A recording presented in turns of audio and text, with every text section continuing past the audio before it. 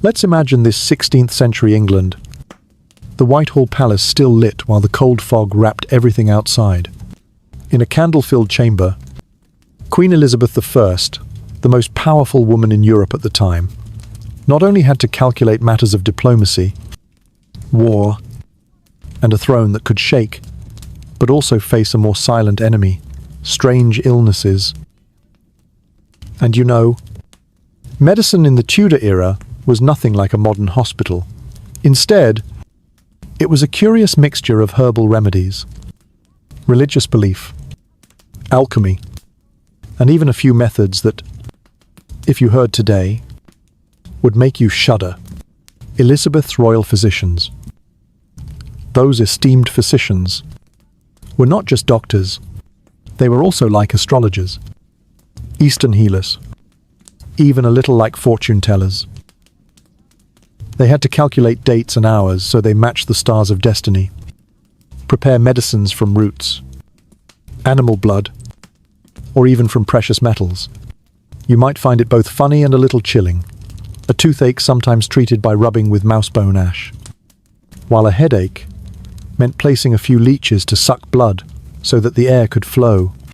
For Elizabeth, health was even more crucial, because even a small illness could be turned by political enemies into rumor. So, she had to live between two worlds, one of political power and one of obsession with a fragile body that the science of that age did not yet know how to protect.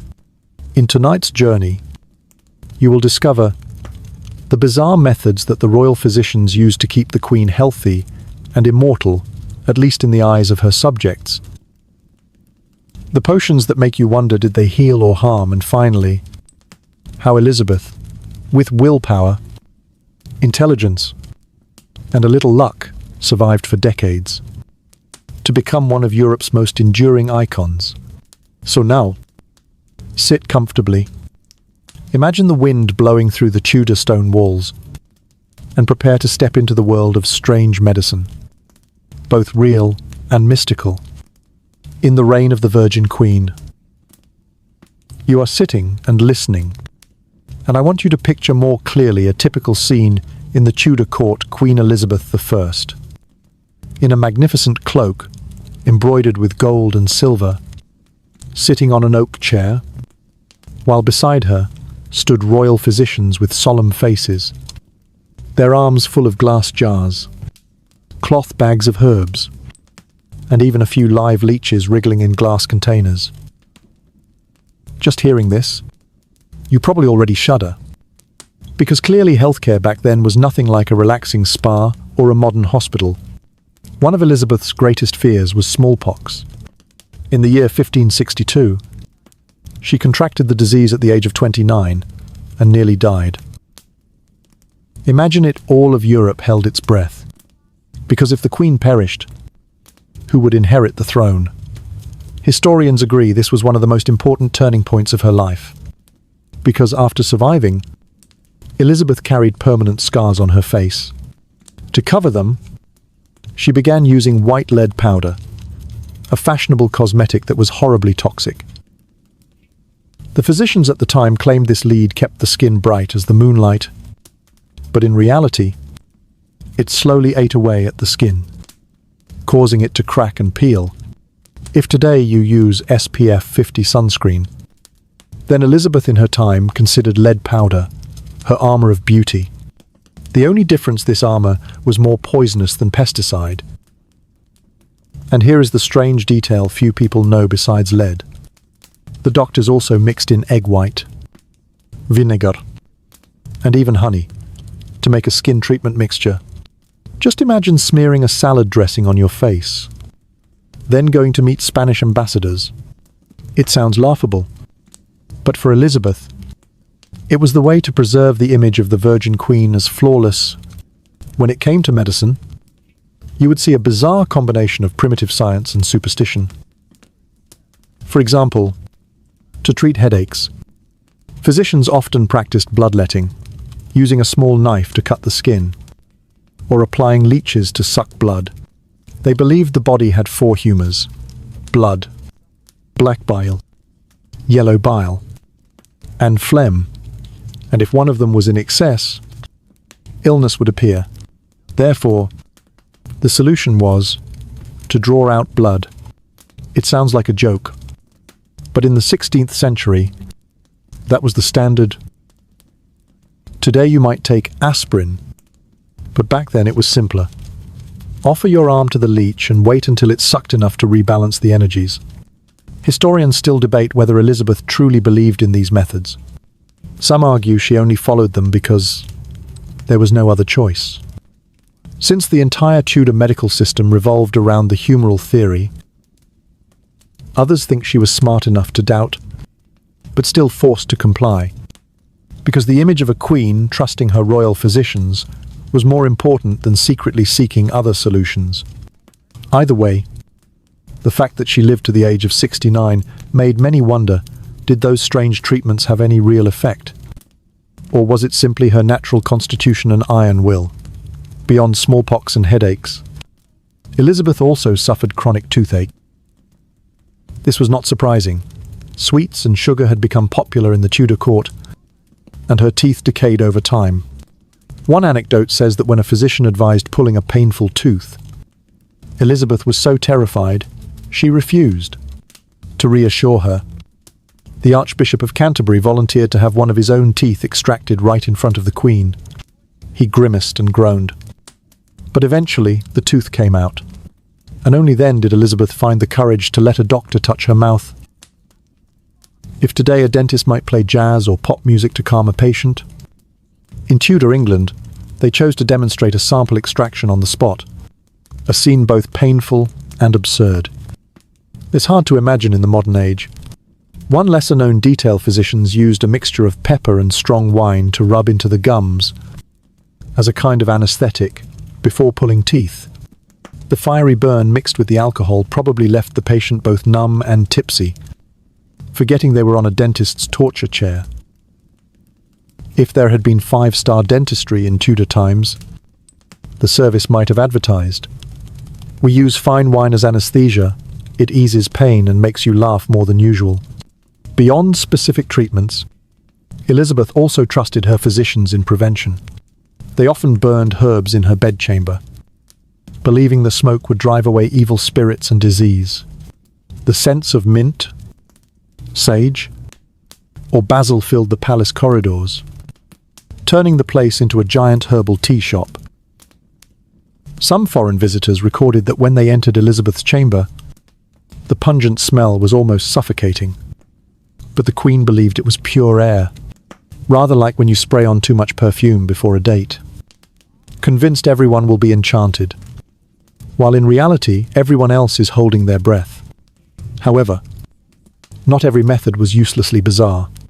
Sometimes, Tudor physicians came close to real science. For instance, they advised Elizabeth to drink willow bark decoction to reduce fever.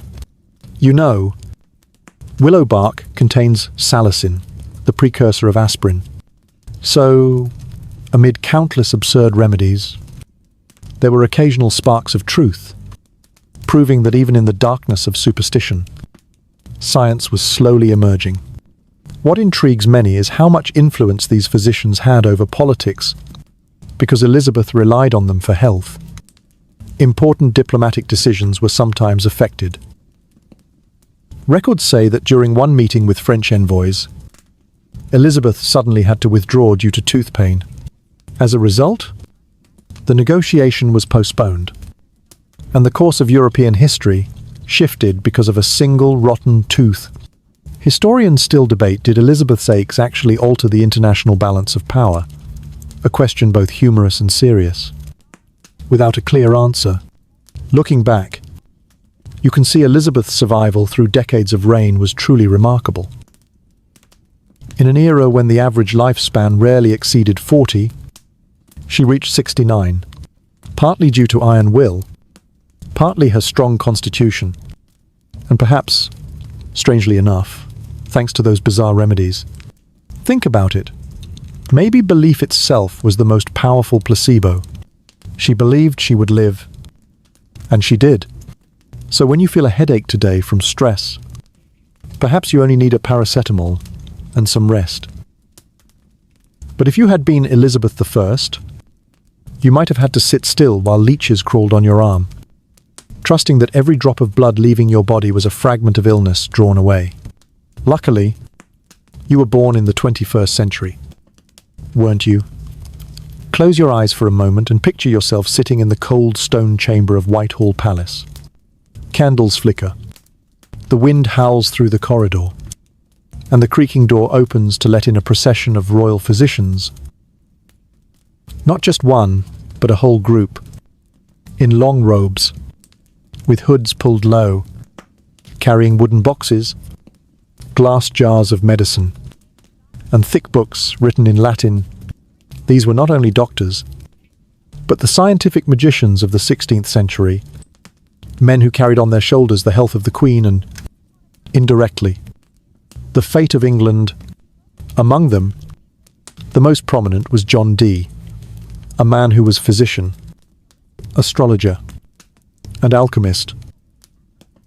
Dee was trusted by Elizabeth so deeply that he was asked to choose the auspicious day and hour for her coronation. Yes, not every doctor dealt with blood and wounds. Sometimes they dealt with the alignment of stars. Dee was also famous for his belief that he could speak to angels through a talking stone. Historians still debate how much Elizabeth truly believed in these mystical matters. Some argue she used Dee as a political pawn, exploiting his image to strengthen her authority. But perhaps, in nights of pain and exhaustion, Elizabeth truly found comfort when someone whispered, "The stars are still on your side, Your Majesty." Another name was William Cecil, not an official physician, but as counselor and advisor, he often intervened in medical decisions. It is said, Cecil once ordered the royal doctors to prepare a tonic for Elizabeth using ginseng, licorice, and powdered gold. Gold, in Tudor medical belief, was seen as the essence of immortality. It sounds luxurious, but imagine drinking tea laced with glittering metal dust. Your stomach would protest violently. For the Queen, however, it was elixir, granting both strength and a reminder of her royal status. One particularly strange method applied was smoke therapy. When Elizabeth complained of colds, doctors would burn raw tobacco and ask her to inhale the smoke. They believed it dried the excess humours in the lungs. You might laugh, while today we wage campaigns against tobacco. In the Tudor age, it was prescribed as medicine for the lungs. If you had lived in the 16th century, you might have seen a sign, "Smoking, the cure for your stubborn cough." For insomnia, Elizabeth was often given a mixture of lavender, rose petals, and red wine. It sounds romantic, like a medieval cocktail recipe. But to increase effectiveness, doctors sometimes added a few drops of opium. This raises an intriguing question: were some of Elizabeth's sharpest political decisions in European affairs ever made while she was slightly relaxed from a strong dose of sleeping medicine? Historians still debate the extent of opium use in the Tudor court, and no one can say for certain.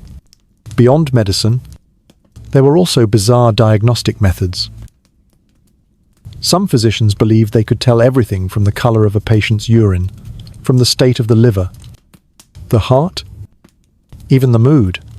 So each morning, Elizabeth's doctors would carefully examine a flask of her urine, holding it up to the light, and discussing in solemn tones as though it were an international treaty. If today you went to a clinic and a doctor said, "I will judge your emotions by the color of your morning coffee," you would run away. But for Elizabeth, this was legitimate medical ritual. Another little-known detail: the physicians even experimented with primitive dentistry for the Queen. When she had cavities, aside from extractions, they created toothpaste from animal bone ash mixed with sea salt. The sensation must have been unpleasant, but they believed salt killed infection and ash whitened teeth. It sounds like a modern charcoal toothpaste, except the ingredients were far more unsettling. Interestingly, Elizabeth did not always obey. At times, she grew angry at doctors for prescribing too many medicines. She called them greedy apothecaries and demanded reduced doses. She was famous for her intelligence, wit, and skepticism. This caution may have saved her from many medical accidents because, as you know, medicine at the time was often disguised poison. Historians continue to argue over how effective Tudor medicine truly was. One side claims that, strange as it was, it played a role in keeping Elizabeth alive well past the average life expectancy. The other side argues she survived simply due to luck and genetics, and medicine was mere decoration. Perhaps the truth lies in the middle. The remedies were rarely strong enough to heal, but belief and ritual were enough to calm the mind. And sometimes, a healthy spirit matters as much as the body. Think about it: if one of the most powerful queens in the world had to rely on leeches, smoke, and lead powder to maintain her health, then your morning vitamin C is truly a great achievement of humanity. And perhaps, in a world full of political plots and wars, those strange jars of medicine became a kind of invisible armor, helping Elizabeth feel she still controlled her body, just as she controlled an empire. Now imagine this: in the year 1603, England was shrouded in gloom. Queen Elizabeth I, the woman who had once stood tall against Spain, who had humbled Europe's great powers, was now only a frail body, weary in Richmond Palace. She had ruled for more than 40 years, but her strength was fading. And once again, her loyal physicians stepped onto the stage. In those final days, Elizabeth refused to lie in bed. She sat on thick cushions, propped against pillows, her hollow eyes staring, her thin hands clutching a small cross.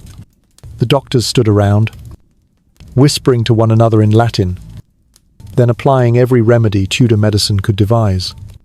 And you know, every remedy here meant strange experiments, sometimes both tragic and comical.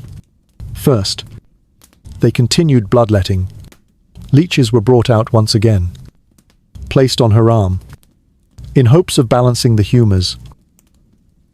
But Elizabeth, too weary, merely frowned and waved them away. The woman who had not flinched before the Spanish Armada now lacked the strength to face a few small leeches. Historians still debate whether she refused because she was too weak, or simply because, deep down, she knew these methods would do no good. Another treatment used by the royal physicians was herbal fumigation.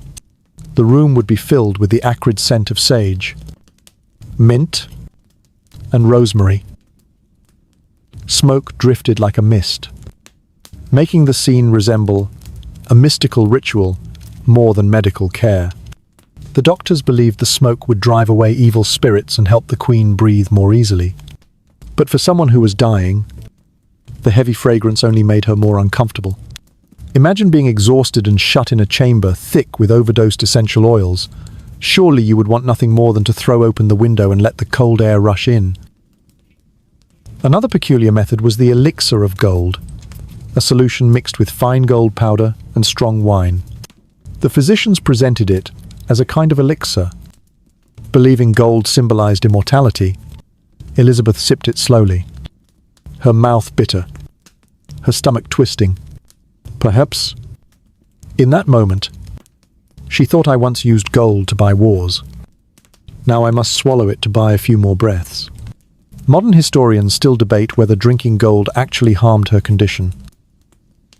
Some argue it was merely harmless and wasteful, while others believe years of gold and lead intake hastened her body's decline. Strangely, in her final days, Elizabeth almost refused food. The doctors urged her to take thin soups, herbal infusions, even almond milk to restore her strength. But she only shook her head. Her lips cracked, whispering, I need nothing more. It may have been physical exhaustion, Or perhaps a conscious choice, as if she wished to let go, rejecting every effort to hold her back. In the surviving records, there is a story that she only agreed to eat a little sweetmeat, then sat silently in the dark for hours. Another lesser-known detail: Elizabeth suffered from severe insomnia at the end of her life. She spent many nights awake, sitting on cushions, her eyes wide open, staring into nothing. Doctors concocted mixtures of lavender, nutmeg, and wine to lull her into sleep. But even when she drank them, she dozed only for a few minutes before waking again.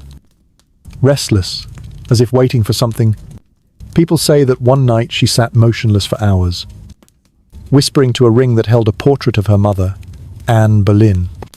A moment both heartbreaking and beautiful, the daughter who had once witnessed her mother's tragic death, now preparing to walk the final path herself.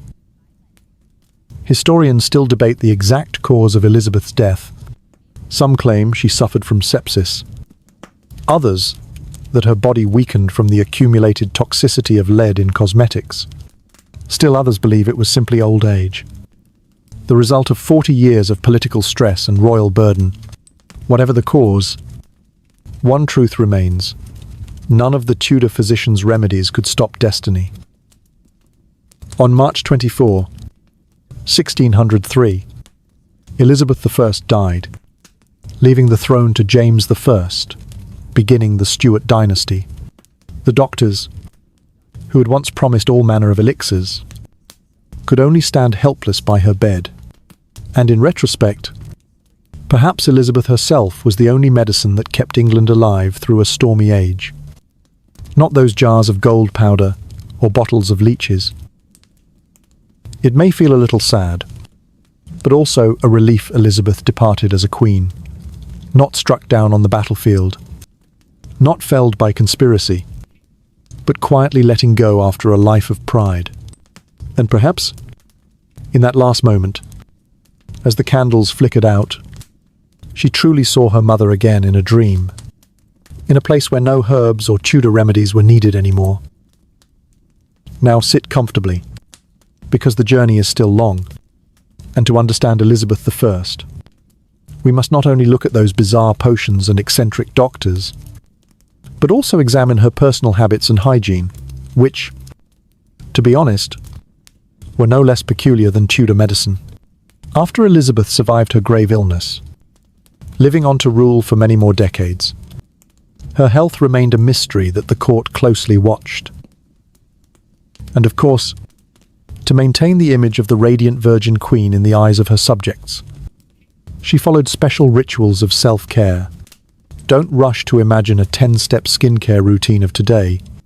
For Elizabeth, skincare meant plastering on a thick layer of powder made of lead and vinegar, then adding a touch of egg white for a taut shine. If you ever wondered why her skin was legendary in its whiteness, this was the reason: a recipe both cosmetic and poisonous. Historians still argue, did she truly not know lead was toxic? Or did she know and choose silence to protect her image? Body hygiene also intrigues many. Elizabeth once proudly declared she bathed once a month. Whether needed or not, you may laugh, because today even skipping one day feels uncomfortable. But in Tudor times, water was believed dangerous if it touched the body too often. People thought it opened the pores, letting disease enter. So instead of bathing, Elizabeth preferred wiping with scented cloths or rubbing perfumes to mask odors. Imagine a palace steeped in lavender, rosemary, and musk, scents both luxurious and so overpowering that foreign visitors often grimaced. Her teeth and smile also became infamous as she aged. Fond of sweets, sugar candies, preserves, cakes, her teeth rotted, turning black. Rather than mocking, the people copied her, even deliberately staining their teeth to follow the fashion. A French envoy once recorded his surprise at seeing the English nobility flashing dark teeth smiles as a mark of wealth. Fashion always finds strange turns. What we whiten at all costs today was once a badge of power in Tudor England. Clothing and cleanliness were equally complicated. Elizabeth often wore wide gowns weighing several kilograms, with layers of fabric, lace, and stiff wooden or metal frames. Once dressed, changing was no easy task, so she often wore the same outfit for days, only changing the outer layer. Doctors sometimes warned that tight clothing restricted her breathing and harmed her health. But Elizabeth did not yield. For her, appearance mattered more than comfort. You might compare it to wearing high heels for 8 hours today. Beauty remains beauty, but pain is still pain. And yet we smile through it. Another curious detail: Elizabeth had a habit of using perfumed gloves. These were not just fashion, but infused with special scents. When she shook hands with envoys or nobles, the fragrance spread, masking body odor and leaving an impression of authority. One story tells of a Spanish envoy who sneezed when kissing her hand because the scent was so strong. The court burst into laughter, while Elizabeth only smiled with pride. Truly, the scent of power could make even enemies' eyes water. Historians still argue about how clean Elizabeth truly was. One side claims that, compared with Tudor standards, she was quite meticulous, as she liked scented water and washed her hands often, a rare habit in the 16th century. Others point out that seldom bathing and overusing lead powder had lasting consequences for her health and skin. Either way, her image stands as a reminder of a time when clean and fragrant meant something very different. A combination of scents, cosmetics, and elaborate ritual. So then, when you are relaxing in a modern bathroom, spraying warm water and using floral shampoo, remember that Queen Elizabeth I, the most powerful woman in England, merely wiped herself with cloths and plastered her face with lead powder to preserve her beauty. Perhaps this makes you shudder and laugh at the same time, and also reminds you that humanity's progress is sometimes as simple as a bottle of shower gel. Take a slow breath, feel your heartbeat steady, and let me take you deeper into a world that today would surely leave you wide-eyed with surprise: the strange beauty and makeup rituals of Elizabeth I. If today you only need a few minutes to apply moisturizer, draw eyeliner, and add lipstick before stepping out. For Elizabeth, preparing to appear in public was like constructing architecture on her face and body. And the architects were not just herself, but a whole team of maids, dressmakers, and cosmeticians, all working together to create the flawless image of the Virgin Queen. The most distinctive feature was her porcelain white skin. In Tudor culture, white skin symbolized nobility. Laborers were sunburned in the fields, while aristocrats stayed hidden behind castle walls. Elizabeth, bearing scars from smallpox, needed thick layers of white powder to conceal them. The most famous formula she used was Venetian ceruse, a mixture of white lead and vinegar. It sounded luxurious, but was in fact a poison. The powder made her skin smooth and bright for a few hours, but afterward caused cracks and swelling. To hide that, she applied even more powder. The vicious cycle lasted for decades. Modern historians still argue whether this cosmetic was one of the reasons her health deteriorated in her final years. Not only her skin, Elizabeth also emphasized her crimson lips. She used a mixture of beeswax and cinnabar, a mineral containing red mercury. Yes, another poison. But in the mirror, her lips glowed, creating an image both powerful and seductive. People said that when Elizabeth smiled, the entire room lit up. No one dared think that the lipstick might slowly poison her. Today you worry about lead-in lipstick. But remember that the Queen once applied mercury every day while ruling an empire. An interesting detail is that Elizabeth liked high, thin eyebrows. To achieve this, she plucked almost all her natural brows, then redrew them with charcoal or colored powder. The trend spread through the court, English nobles competed in shaving foreheads and plucking brows, making faces appear long and, by modern standards, rather bizarre. If you recall the thin eyebrow trend of the 1990s, you know that the Tudors had already done it 400 years earlier. As for hair, Elizabeth was famous for her fiery red wigs, carefully curled. After smallpox, her natural hair thinned, so wigs became her weapon of image. It is said she owned dozens, each for a different occasion: banquets, councils, or diplomacy. Whenever she appeared, the red hair blazed in candlelight, leaving everyone breathless. The funny part was that wigs were glued with tree resin and animal glue, so sticky they were painful to remove, leaving her scalp raw. Yet Elizabeth endured, for image mattered more than comfort. You see, women of every age suffer for beauty. The only difference is in the technology available. A lesser-known beauty habit was her use of perfumes and powders to mask body odor. As mentioned, Elizabeth did not bathe often, so she relied heavily on fragrance. Perfumes were made from roses, orange blossoms, camphor, and musk. Sometimes she sprinkled scented powder onto her wigs to add aroma and fight lice.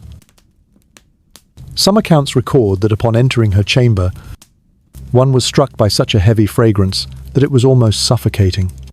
It was like sitting next to someone who sprayed on too much perfume, and you could not decide whether to compliment or open a window. Historians still debate how much Elizabeth truly believed in the effectiveness of these beauty rituals.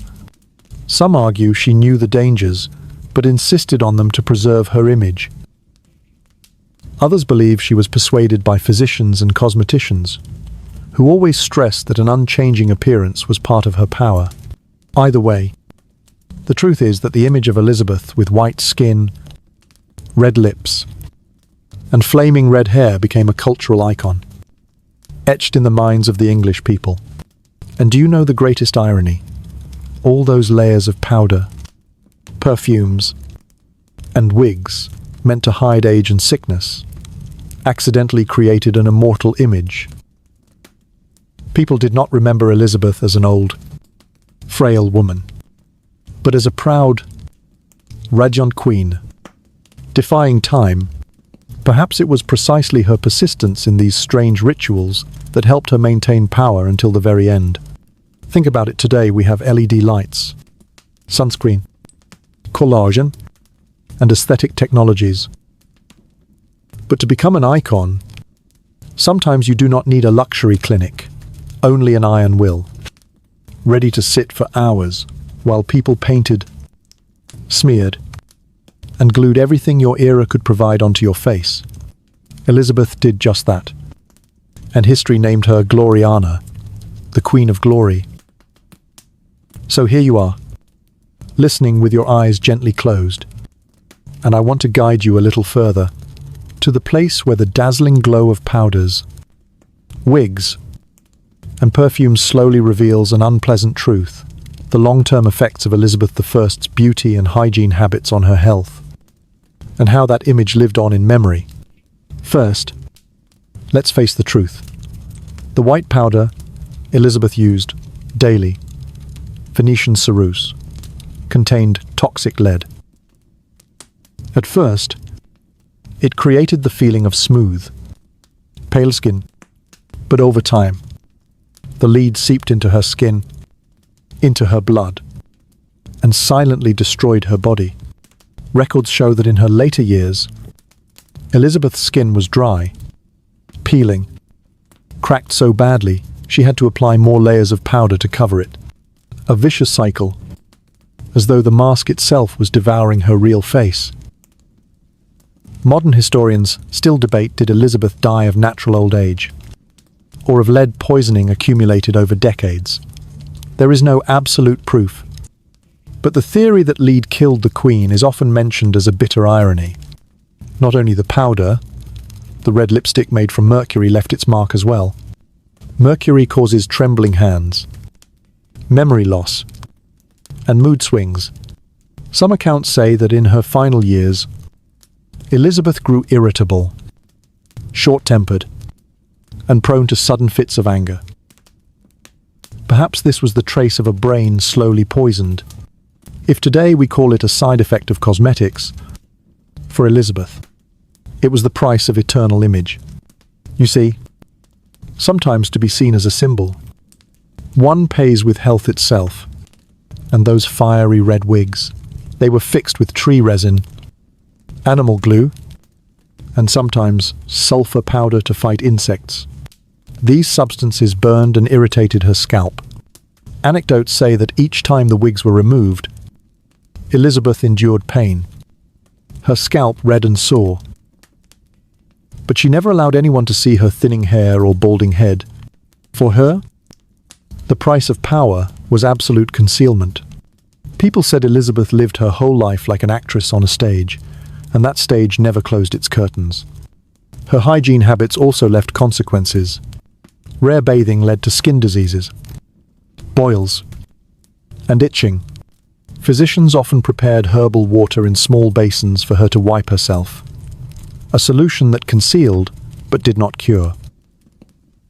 Heavy perfumes did not erase body odor, but turned it into a strange blend of sweat, oils, and herbs. Some foreign envoys wrote that the Queen's chamber was fragrant, acrid, and suffocating. A polite remark, but filled with implication. As for her teeth, the pain tormented Elizabeth to the end. When she smiled, she often covered her mouth with a fan. The Virgin Queen's famous smile became a half smile, or just a glittering gaze to replace it. How ironic that the woman admired across Europe lived with constant toothache, the cost of her love for sugar. And as I told you before, the English imitated her, blackening their teeth to look like the Queen. Fashion and health do not always walk hand in hand. So, after all, what image did Elizabeth leave? This is the fascinating part, though. Her beauty habits destroyed her body. In the eyes of contemporaries and posterity, Elizabeth was never a weary, sick old woman. Paintings, portraits, collective memory all preserved her as Gloriana, the Queen of Glory. With white skin, red lips, red hair, and proud eyes, people did not remember her toothache, nor the acrid smell in her chambers, but only the noble, immutable image. Historians still debate was that a success or a failure. One side argues Elizabeth cleverly turned her body into political symbolism. She knew beauty was not just to be admired, but to rule. The other side laments that without those toxic habits, she might have lived healthier, perhaps even longer. But whichever view you take, the fact is undeniable. Elizabeth chose to be an icon, and she succeeded. Strangely, that image outlived her body. After her death, Elizabeth's portraits continued to hang in castles, churches, across England. Generations looked upon them and saw an immortal queen, never aging, never weary. Pain, illness, poison, all hidden beneath thick layers of powder.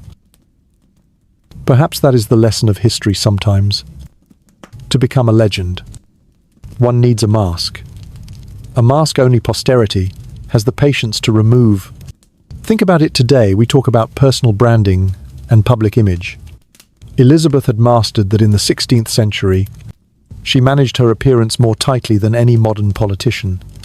If social media had existed then, surely Elizabeth's account would have been filled with carefully edited portraits, not unlike Instagram today.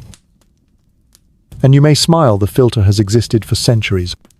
Only instead of an app, it was lead, mercury, and wigs. And in the end, we must admit, Elizabeth succeeded in leaving an indelible legacy.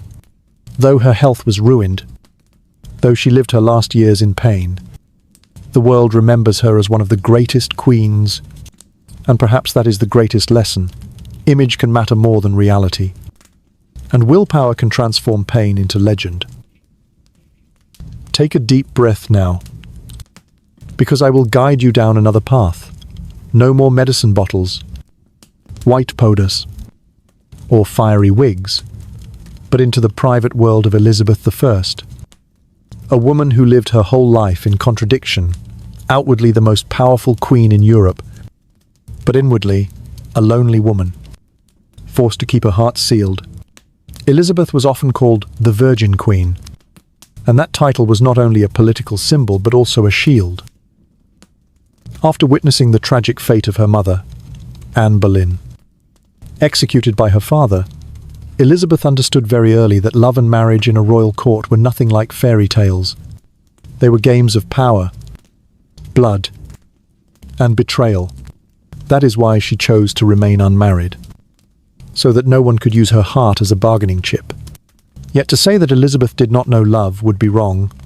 She had personal relationships, hovering between friendship and romance, between trust and caution. The most famous was with Robert Dudley, Earl of Leicester. Dudley was her childhood friend, and when Elizabeth became queen, he became her closest companion. The two often appeared together, exchanged affectionate letters. Many speculated that Elizabeth truly loved him, but the obstacles were too great. Dudley was married, and the mysterious death of his wife shrouded the relationship in scandal. Historians still debate, was it romantic love or merely a political alliance? In any case, Elizabeth never publicly admitted it. Another connection was with Walter Raleigh, the daring explorer. He brought Elizabeth tales of the New World, voyages across oceans, and even sweet poetry. Anecdotes say Elizabeth was once enchanted by Raleigh's charm, but when he secretly married a lady-in-waiting, she was so furious she imprisoned him. Was it the jealousy of a woman, or the wrath of a queen betrayed? Perhaps both, showing that Elizabeth, though powerful, was still very human. Elizabeth's private life was cloaked in loneliness. She lived in vast palaces, always surrounded by servants and courtiers, yet few ever touched her heart. At night, when candles were extinguished, she was left alone with memories, the image of her lost mother, the captivity of her childhood, the whispers of enemies. People say she often wore a ring with two tiny portraits, one of herself and one of her mother, Anne Boleyn. In private moments, Elizabeth kissed the ring, as if reminding herself, "I live on for both of us." Another curious habit in her private life was her love for music and dance. When cheerful, she might sing and play with her ladies, or dance until midnight. But in sorrow, she preferred solitude, sitting for hours by the window, writing poems or whispering prayers. Some poems by Elizabeth still survive, filled with anxiety and sadness, the voice of a soul weary from bearing the weight of an empire. Historians continue to argue over a great question: did Elizabeth truly preserve her title as the Virgin Queen? Some insist she never married or bore children, so the title is accurate. Others suggest she may have had secret loves, hidden carefully by the court. The final answer will never be found. And perhaps Elizabeth wanted it that way, to leave behind a mystery, ensuring her image would endure in imagination. Think of it, to be a queen was already difficult, but to live a whole life, never allowing her heart to grow weak, was harder still. Elizabeth chose power over personal happiness, and that choice, in the end, allowed her to rule for nearly half a century, keeping England stable and expanding. But at the same time, it made her one of the loneliest figures in history. Perhaps that is why, when we look at Elizabeth's portraits, the pale face, the bright eyes, the enigmatic smile, we see both light and shadow. That was the price of power, and also what makes her personal life a story that never grows old. Imagine this: a queen who lived her whole life in solitude. No husband, no children, yet bore on her shoulders a growing empire. That was not merely a personal choice, but a political decision of revolutionary weight. And Elizabeth's solitude stamped itself deeply upon England's history. First, by not marrying, she spared England from being bound to foreign powers. In those days, royal marriage was always a political tool. To wed France meant falling under French influence. To wed Spain risked England becoming a vassal of Madrid. Elizabeth understood this better than anyone. She faced immense pressure from Parliament and advisors, all urging her to marry to secure the throne. But she always deflected skillfully, sometimes saying she had not found a worthy man, sometimes smiling with vague promises. In this way, she turned her single status into a diplomatic weapon. Historians still debate, did Elizabeth truly never wish to marry? Or did she use the imaginary bridal gown as a bargaining chip? Some records say she nearly wed a French prince, or grew close to Robert Dudley. But in the end, she always withdrew at the right moment, preserving her power. And you see, it was this very choice that spared England from foreign domination, letting it stand independent in a turbulent Europe. Remaining unmarried also meant Elizabeth had no heir. This was both a worry and an advantage. The worry was constant anxiety in court, who will succeed after her. But the advantage was that Elizabeth was not tied to any bloodline. No royal faction could exploit her. She became the mother of the whole nation, not of a single family. In speeches, Elizabeth often declared, "I consider the people of England my husband, and the kingdom of England my children." It sounded like a slogan, but it made the people feel she belonged to everyone, not to anyone in particular. Yet solitude cast its own shadow. With no close kin, Elizabeth increasingly relied on courtiers and physicians. Absolute power made her unpredictable, sometimes gentle, sometimes violently angry. Some foreign envoys described her as a woman with 10 faces, at times seductive, at times stern, at times exploding with fury. Perhaps this was the dark side of living too long in a role, endlessly changing, concealing, so no one could see the weakness within. A striking example during the crisis of the Spanish Armada in 1588, Elizabeth appeared before the troops at Tilbury in silver armor, declaring, "I know I have the body of a weak and feeble woman, but I have the heart and stomach of a king, and of a king of England." That speech became legendary, but few knew that afterward, in her chamber, she was so exhausted, she sat for hours in silence. Historians still debate, was it pure performance? Or did she truly turn her loneliness into strength? Whatever the answer, that moment transformed Elizabeth into a symbol of national will. Another aspect is that Elizabeth's celibacy created an entire new culture. She became the symbol of the Virgin Queen. Poets, composers, and painters praised her as a goddess, almost superhuman. In the eyes of the people, Elizabeth was not just a person, but the embodiment of England itself. This strengthened her political authority, but also pushed her into isolation. For once you are a goddess, you are no longer allowed to make mistakes, like ordinary mortals.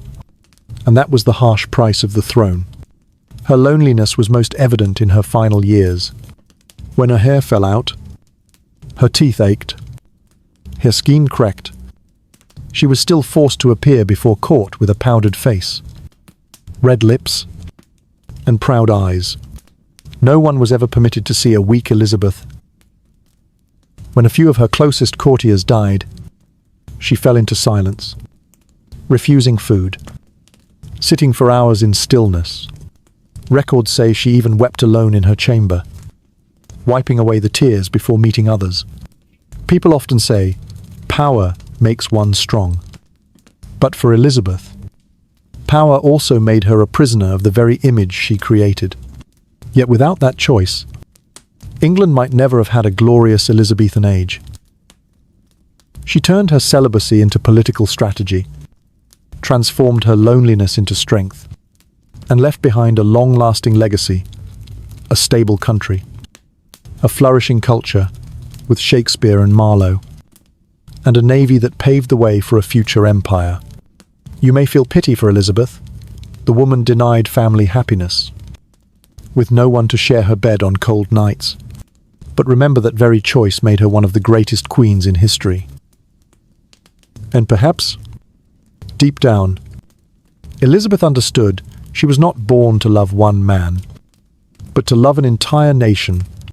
Imagine this in the last years of the 16th century. While Europe was abuzz with voyages of discovery, while Shakespeare's plays enchanted London audiences, in Richmond Palace, Queen Elizabeth I, who had kept her throne secure for more than 4 decades, was slowly entering her waning years. This was no longer the proud queen in silver armour at Tilbury, nor the radiant powdered face in portraits. This was an Elizabeth weary, old, lonely, and increasingly distant from the world she once ruled. Her body weakened quickly. Toothache made eating difficult. It is said that at many grand banquets, Elizabeth only sipped a little wine and smiled. While pain raged inside her, the thick lead powder, once helping her shine, now made her skin peel and crack, hiding a withered face. The fiery red wigs still sat upon her head, but beneath them her natural hair was almost gone. Such was the price of decades spent sustaining an immortal image. Elizabeth's mind also grew heavy. Many of her closest courtiers, William Cecil, Robert Dudley, died one after another, leaving her surrounded by new faces she could not fully trust. Loneliness became her constant companion. Anecdotes say she often sat alone in dark rooms, refusing food, refusing sleep, staring at a ring with 2 portraits, one of herself, one of her mother, Anne Boleyn. Some nights she sat for hours without a word, as though speaking with the ghosts of her past. Historians still debate, did Elizabeth fall into depression, or was her body simply too exhausted to face others? Some sources say she believed that if she lay down in bed, she would never rise again. So she sat propped on cushions for hours, even days, her eyes open wide, drained, but stubbornly refusing to lie down. The image was both tragic and powerful, a queen resisting death with sheer defiance. At last, in March 1603, Elizabeth collapsed. Her physicians tried everything, burning herbs, offering elixirs of powdered gold, mixing wine with lavender to help her sleep. But she refused, shaking her head, whispering, "I need nothing more." The woman who once defied the Spanish Armada now surrendered quietly before destiny. On March 24, Elizabeth breathed her last, aged 69. Her death immediately left a vast power vacuum, with no husband, nor children. The English throne passed to James VI of Scotland, who became James I of England. Beginning the Stuart dynasty, a new era dawned, but the English people still mourned their Gloriana. It was said that when her coffin was carried through London, crowds wept along the streets, and someone cried out, "We shall never have another queen like her." And indeed, Elizabeth had turned her solitude into a legacy. She proved that a woman, without husband or children, could rule as strongly, even more strongly, than many kings. She left behind a unified, powerful England, a flourishing culture, and a deep sense of national pride. Modern historians still debate, was Elizabeth truly happy? The answer is likely not completely, but she succeeded in becoming a legend. And sometimes, history remembers the legend more than the real person. You may feel a touch of sadness, imagining her sitting alone in a cold chamber. refusing the bed, her eyes gazing into the darkness. Yet it was in those very moments that Elizabeth appeared most clearly a queen, fighting until her final breath. Even when her last adversary was death itself, Elizabeth's coffin was placed in a great oak casket, draped in black velvet, embroidered with gold thread. On the lid stood a wax effigy of her in youth, a white face, red lips, and bright reddish gold hair, as though death itself could not erase the immortal image of the Virgin Queen. This was how the court wanted the people to remember her, not as an old, weary woman, but as an eternal icon. The funeral took place with grandeur at Westminster Abbey, the resting place of many English monarchs. Thousands crowded the streets, dressed in black, weeping as the procession passed. Horses drew the hearse draped in white mourning cloth, while knights in gleaming armor walked alongside, lances lowered in salute. In the solemn air, one could hear only the sobs of women or the whimpers of children, as if an entire nation mourned together. One little-known detail as the coffin passed. Many in the crowd shouted, "Long live the Queen," not as a greeting, but as a farewell. They could not believe that the woman who had led them against the Spanish Armada, who had given England stability, was truly gone. Historians still debate, was this heartfelt devotion, or a ceremony staged by the court to reinforce her image? Whatever the case, the people's grief was real. At the funeral, the eulogy emphasized that Elizabeth was the mother of the nation, the pillar who kept England from falling apart. They recalled the victory over Spain in 1588, the flourishing of culture with Shakespeare, her diplomatic skill. All served to affirm that the Tudor dynasty ended in glory, not disgrace. After the rites, Elizabeth was laid to rest in Westminster Abbey beside her half-sister Mary I, an irony, since the two had once been fierce rivals. Upon their tomb, the inscription in Latin reads, "Partners in throne and grave, here we sleep.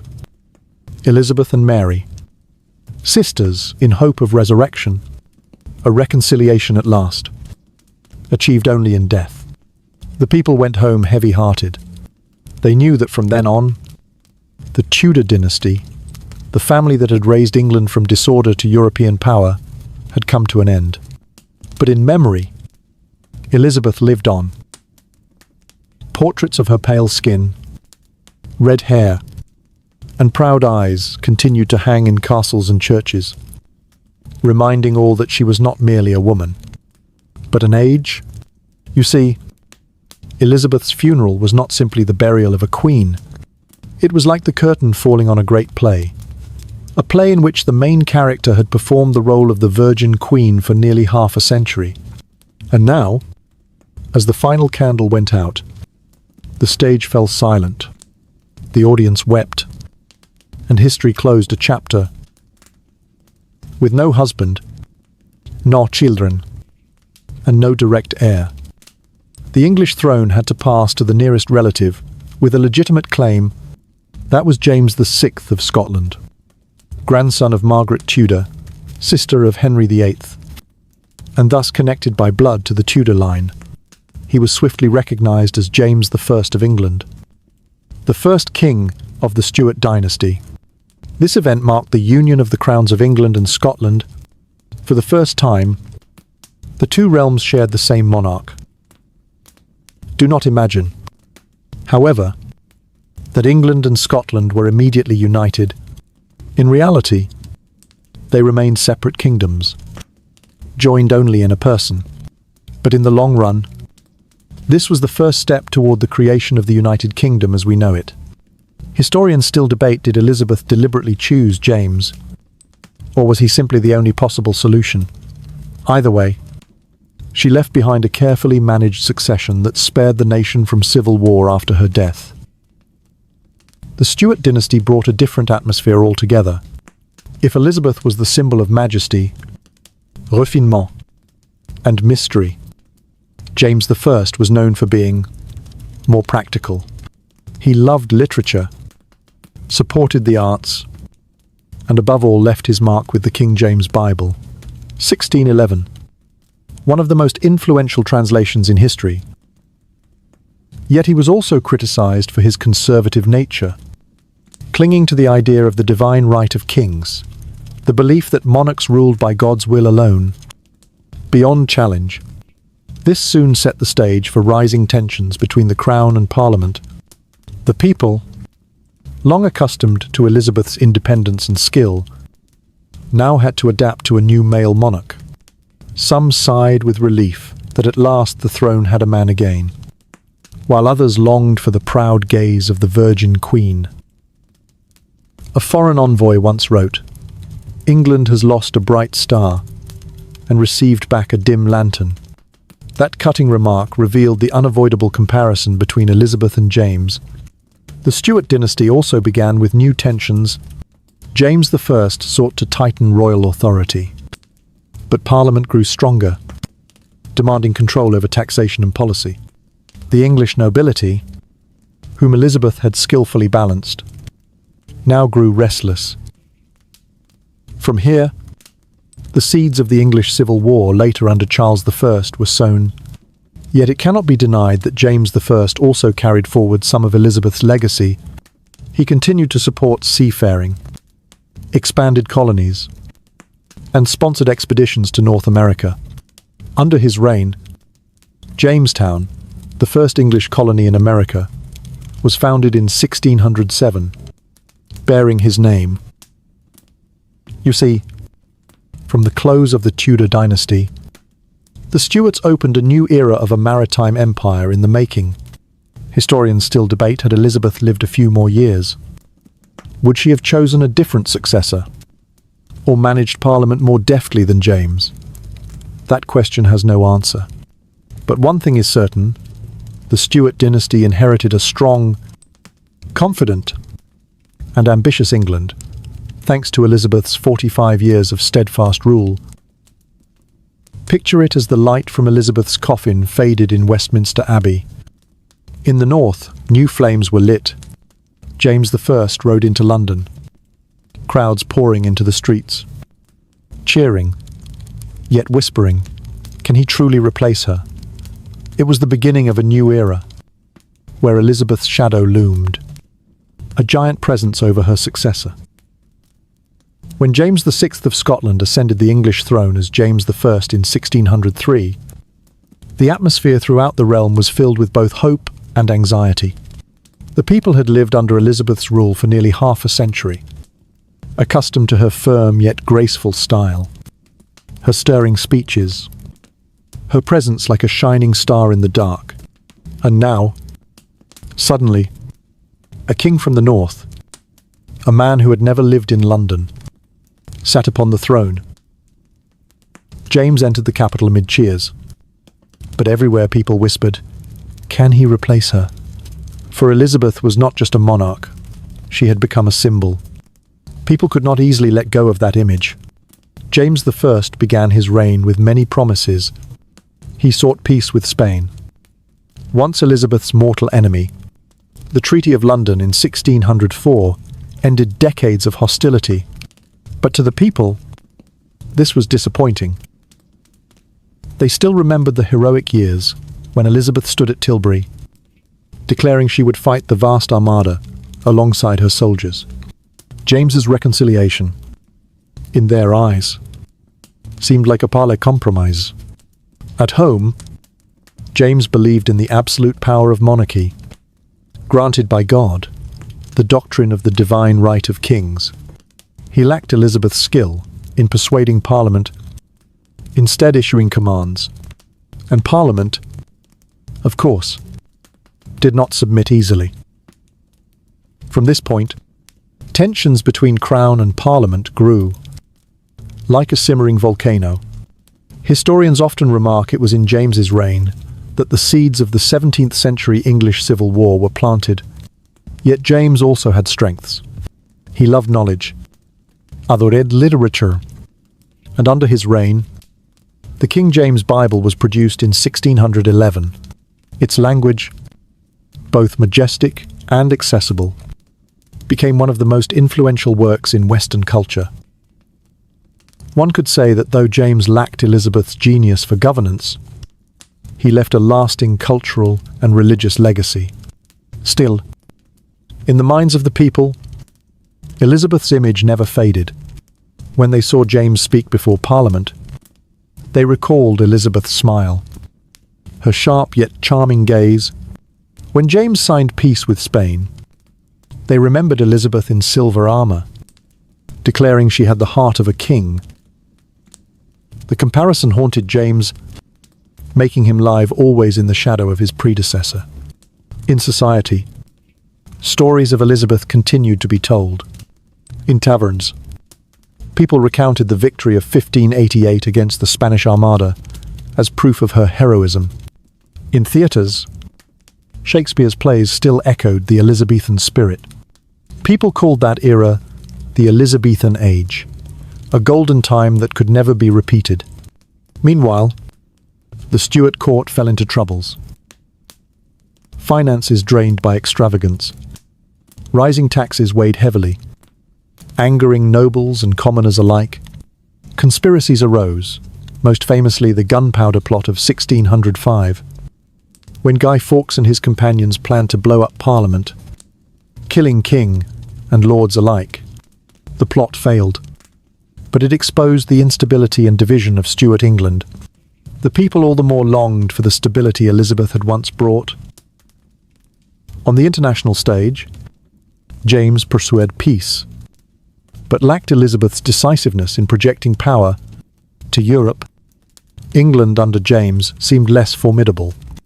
Historians often say Elizabeth left James a powerful kingdom, and James left his son a kingdom full of strife.